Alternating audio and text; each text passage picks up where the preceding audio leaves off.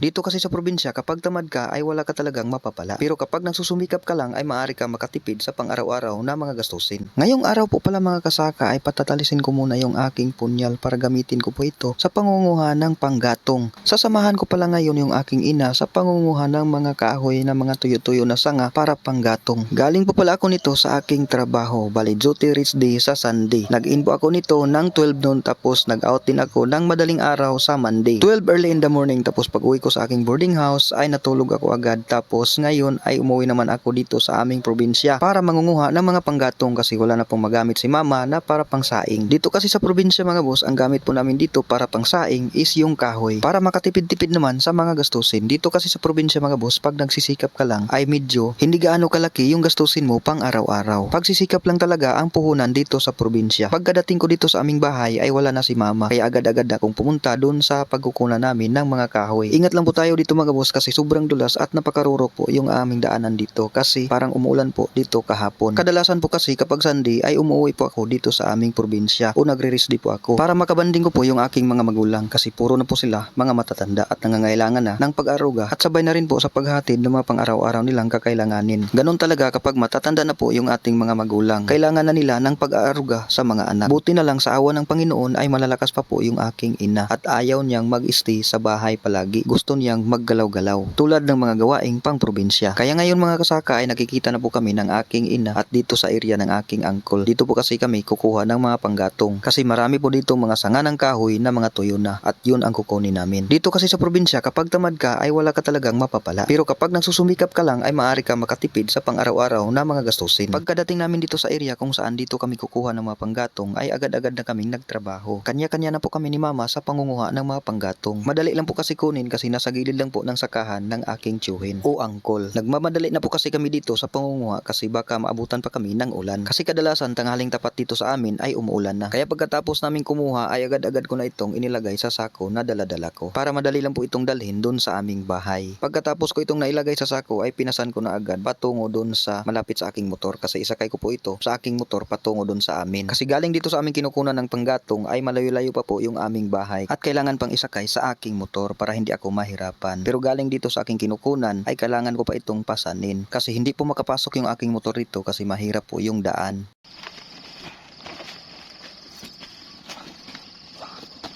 Kas lagi. Kau.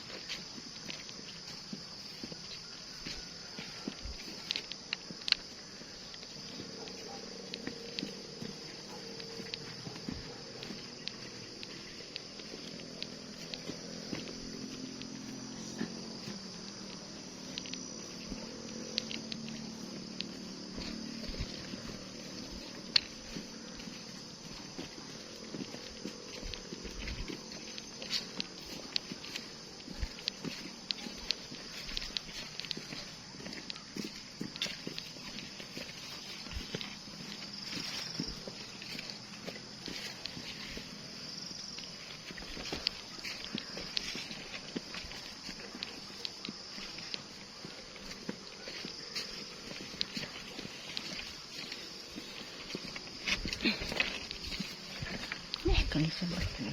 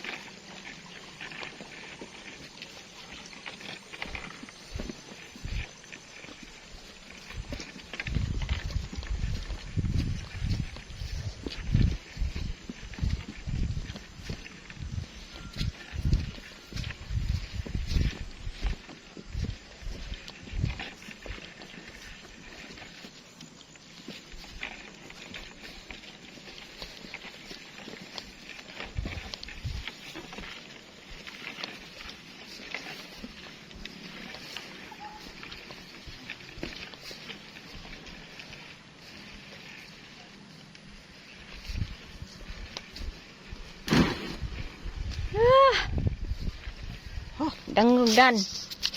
Uy. Dangog king dan. Pauwi sa ta guys. Lingkod sa ta kay perte kapuyag yun. Hangak.